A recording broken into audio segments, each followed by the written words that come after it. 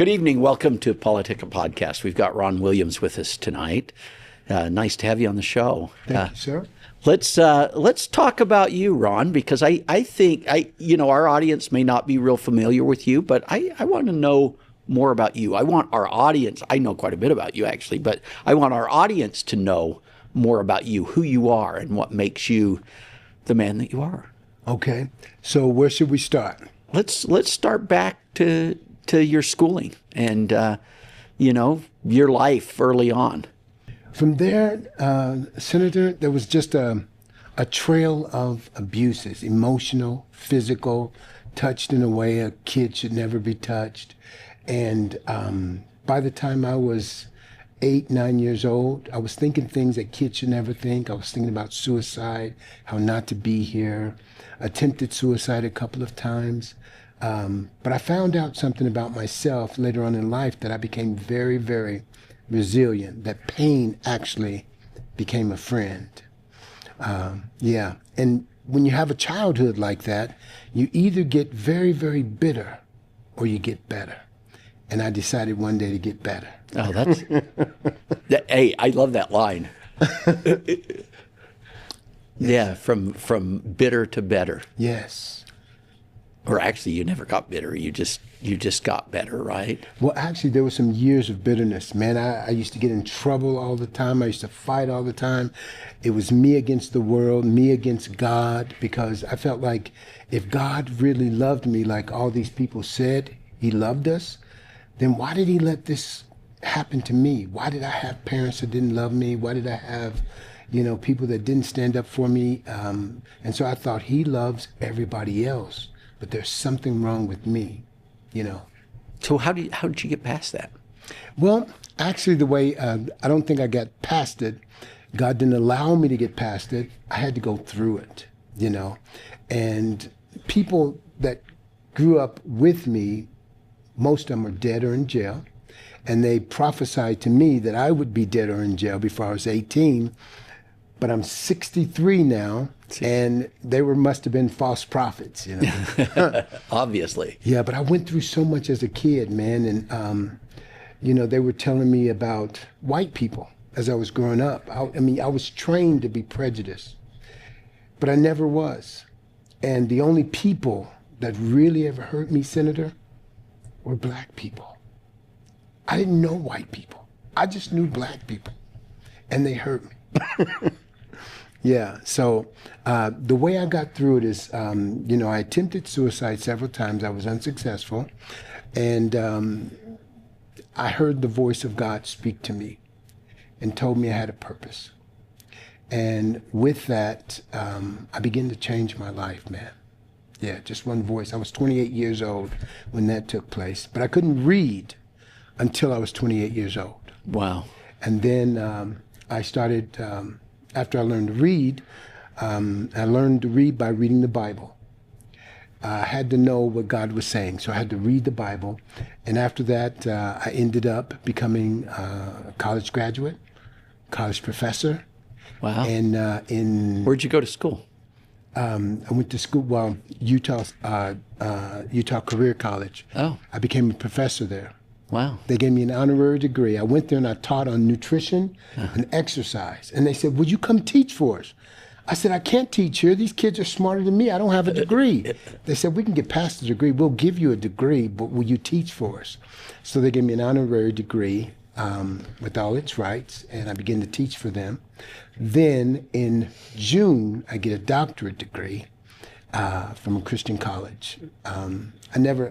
Who would have thought this illiterate kid ends up with a doctorate degree? Wow. Incredible. Dr. Williams. That has a pretty good ring to it. It's got a ring to it. Yeah. So then what? Well, I went into the military, and because I was a fighter, I used to fight all the time. My company. A professional fighter? Well, I had several. Yes. What happened was I played 4 sports on an international level before I was 20, and one of those sports was boxing. I got on the boxing team because they were going to put me out of the Army for fighting so much. And my commander said, I like you too much, son. if we put you out of the Army, you got a bad mark against you that'll be with you the rest of your life. He said, don't get in one more fight. So I ended up getting another fight. So he said, I'm going to send you down to the boxing team and let them beat up on you. So he sent me down to the boxing team. They said, we like this guy. He's got a killer instinct. He's angry. He's aggressive. So after about 10 fights, I hadn't lost. My coach said, have you ever thought about bodybuilding? I said, what, I haven't lost a fight yet. Are you telling me I'm washed up? But I had developed by running 13 miles a day with my hands up in the air. And I was on the swim team for the Army. And I also played football for the Army. I had developed all over. And so I went to my first bodybuilding competition as a teenager, and I won. And I thought, man, these guys must have felt sorry for me and let me win, you know, because I was so negative about Ron Williams. Right. And that's when I fell in love with the sport of bodybuilding, ended up becoming, winning 250 titles and 21-time world champion. Wow. Yeah. Are there divisions in bodybuilding? Yes, yes. There are divisions. I was in the short class. And they called me the giant slayer because there were 4 different classes: the short, the medium class, the medium tall, and the tall class. And so the short class winner, I mean, it's really hard for the short guy to win because the tall guys just have so much body there to look at. And for a short guy to come in and win the overall title is pretty amazing. Oh, so the overall title is across all classes? Yes, yes. I won my class, plus I beat all the other champions in the 3 other classes. Wow. Yeah. And what did that lead you to? Well, that led me on a journey. Well, the first competition, the first Mr. Universe I won, I thought, Senator, Now, were you still in the Army at this time? Yes. Okay. No, when I first started competing. Okay. First 13 titles as a teenager, and then I got out of the military and I worked for the government at the time. And I won the Mr. Universe the first time. I thought, if I could just win the Mr. Universe, it would fulfill my life. Man, I won that Mr. Universe and I was the saddest person on the planet. And I realized that the hole that was inside my heart couldn't be filled by anything because of the hurt and the trauma that I had gone through. It kind of trailed me and I had flashbacks all the time. So I realized competition wasn't going to complete me. And so after that, that's when I started developing a relationship with God, and that filled that hole inside of me. Then I went back the following year. It was the first 40-day fast I went on. I went on a 40-day fast with just water. And after that 40-day fast, they asked me to compete in the next Mr. Universe. I lost 52 pounds. Wow. And I was all muscle. How could you lose 52 pounds? Most of that was muscle. And so I prepared for the next competition. And this time, I went back the next year. Matter of fact, this was 1989, years and years ago. And I thought, how could I win? And I ended up winning the second Mr. Universe. I remember crying and saying, God, thank you. They call me Mr. Universe, but I know who the real Mr. Universe is, and it's not Ron Williams. No, that's cool. Hey, we're going to take a break. And Okay. we'll come right back. Tired of media bias? Frustrated by political noise? PoliticIt.com cuts through the clutter, giving you real facts, clear analysis, and unbiased insight on the issues that matter most. Stay informed, stay empowered. Whether it's elections, policy changes, or breaking news, we've got you covered. No spin, no agendas, just truth you can trust. Visit PoliticIt.com today, because informed citizens shape the future. PoliticIt.com, where politics meets clarity. Welcome back to PoliticIt. We're here with Ron Williams. I should say Dr. Ron Williams, right? Soon. I'm excited, man. Yeah, that's cool. So after the Mr. Universe, and you'd already said that you'd found God by that time, right? Yes. And now After the first one. after the first one. Yeah. So now tell me about this transition after you discovered yourself, really. Well, After that fast and Okay. Well, there was a real development that actually took place for me, and I started developing. First, begin to understand who I was, and when I began to understand who I was, the more I was capable of growing. And there was some things that I needed to get rid of. There were some old thought processes that kept me stuck where I was. And I realized that if you change your address, if you change your shoes, you change your car, there's no significant difference in that individual. But when you change a person's mind, you change their life. And so I began to think different, and I noticed that my life headed in a new direction, and it was a positive direction because I was thinking different. And then I looked back, Senator, and I started to think about all of the young people that grew up or that are growing up the way I grew up. What can I do to contribute to helping them move forward? So I started spending a lot of time with young people and older people alike. I would just sit and start having a conversation like we're having now. And people would just start to tell me their life. They would tell me their hurts. And I had a process that I could help them work through. And a lot of the clients that I had, first we got started by working on their physical bodies. And then they began to realize there was something deeper. That if they could change what was deeper, if you change your mind, you can change your body. And I learned how to become not just a person who wins championships, but I became a champion. That's different. Winning a championship is what you do. Becoming a champion is who you are. So I realized I could become a champion in life. And how could I transfer that to other people? So that's what I do now. Every day, I live a life of not working at all because I enjoy what I do so much, man. That's cool.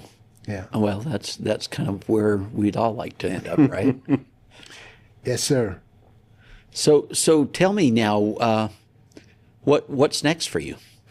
Well, what's next? Now I pastor a church, and I travel around the country quite a bit, speaking and really telling my story and giving biblical principles and processes of how to be different, how to change. And God is really real. I found that out for myself. I've always known he was real, but I just realized that he was on my team. He wants me to win. And the closer I get to him, the more I win. So my life now is really to move forward and help as many people as I can. Very good. We're also working with, as well, I think you know this, Jamie Rinda with Hope of Utah. Okay. Yeah. Yeah, so Jamie has this organization, Path Forward, right? But now you guys have formed this Hope of Utah organization, right? That's right. Tell me a little bit about that. What are your goals with that, and what are you guys trying to accomplish? Well, one, Hope of Utah is designed to help the underserved community, which that's where I come from. And so it's a passion of mine to be a part of that. And so it's a nonprofit that there are people out there that have skills and gifts that they're contributing to the community, but they don't know much about building a website. They don't know much about a 501c3. They don't know much about the back end of what it requires to really grow what they're trying to accomplish. So Path Forward Utah, what we're doing, our Hope of Utah, what we're doing is we're helping them with the things that they don't have skills in, so they can utilize their gifting, their skills, and their passion to really go out and help more people. And it's really been a blessing just to watch what people are doing. And we have those heroes that are right there in the communities, but they're limited because of their resources. So yeah, we're able to help those people. And I'm one of those people as well, where I have a nonprofit that we're going forward, and we're helping the young people, and older people as well, with their diet, nutrition, faith, family, fitness, and finances are the areas that we work in. So that those are the four major areas of our lives. And if we can get them to see that the way where they came from doesn't have to lead to where people expect them to go, that they can make that shift just like I did. And so we're able to reach out and help those groups to really excel. That's very good. So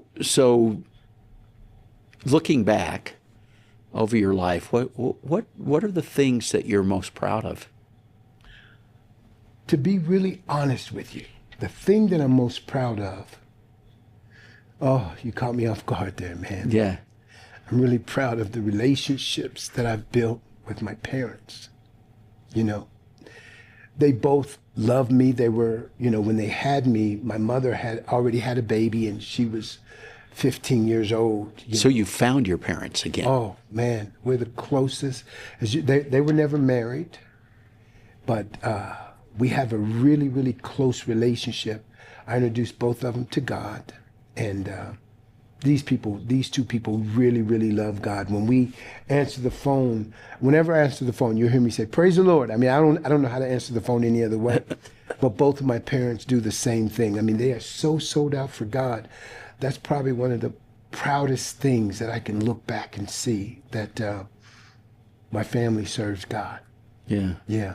So looking forward then.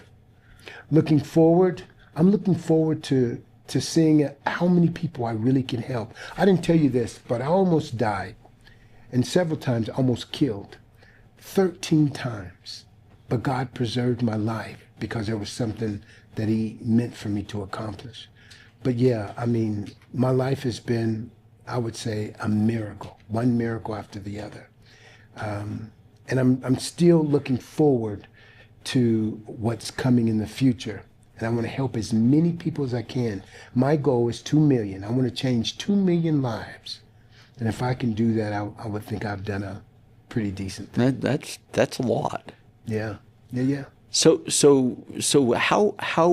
how do you go about that? How does your mission being a pastor help you with that? Well, my mission being a pastor, what it's done is I used to be so shy that I couldn't stand in front of people to talk. And so being a pastor forced me to have to be in front of people and deal with the audience, deal with the crowd. And I was shy, not quiet. There's a difference between the two. Being shy is being afraid. But being quiet just means you may not have anything to say and you just have a quiet temperament. But I learned how to speak in front of a crowd. So being a pastor gives me the ability to stand in front of people, and it's taken me to so many different places, combined with the titles that I've had, put me in front of so many different audiences. And I've spoken in front of tens of thousands of people, and it's just like speaking to 3. You know, it feels exactly the same. You're not afraid anymore, are you? No, sir. That's great. And that not being afraid comes from knowing who you are, doesn't it? Oh, that really, I mean, that is so, there's such a freedom when you know who you are, because you're not intimidated by anyone. Because there's things that you can do that I can't do, but there's things that I can do that you can't do. I remember the first business meeting that I went to. I was good at competing and that kind of thing, but I was doing a business deal. They wanted me to endorse a product. And they wanted me to, you know, I had to tell them what percentage I wanted. And I was thinking, oh God, I don't know how to talk to these people. I don't know anything about business. So I sit down at this table, Senator, and all these businessmen are around the table and they're talking. And there's a scripture in the Bible that says they really don't know you're a fool until you open your mouth. So I really didn't open my mouth. I just listened to them. And they said, "What do you think, Ron?" I said, "I'm just gathering information and I'm going to get back with you guys." So I went and talked to a few friends of mine and said, "These are all the things they said. How should I respond?" So I go back to them after I gathered all this information and I tell them what I want. And Senator, I said, "I want 51%. And they're like, well, that means you're in control. 51%. I had just had a friend that they did a hostile takeover of his company, an equipment company, and he said, if you don't have 51%, they could railroad you and take everything from you. And I sat down with him. I said, 51%. And they all looked at each other and said, "Ron, that's crazy. We can't give you 51%. I said, "Man, all I know is 51%. And they said, "We love you. Anybody else, we wouldn't do this. We're going to give you 51%. And all they wanted me to do is I helped them with the ingredients of these supplements, helped them put the ingredients together. I was putting my picture beside them. I was being the spokesperson for it. But they're the one that came up with the cash. And they had the all of the chemists that were doing the work. And they gave me 51%. So ignorance is bliss. Well, yeah, you don't know what you can do until you try, right? Yeah. That's cool. And so is that a product that's on the market now? Or? Yeah, that was probably 25 years ago. Oh. And that product no longer exists. But I wanted to say I'm really proud of you, man, and your journey with your fitness. I mean, the other areas you probably already have enhanced. I mean, I look at your personality, I look at the confidence you have, but then I see you on this fitness journey, and I've watched you change, man. So I wanted you to... Well, I've lost weight. I don't know about the fitness part yet. Well, you know that's where I know you got me right here. I'm your guy. That's cool.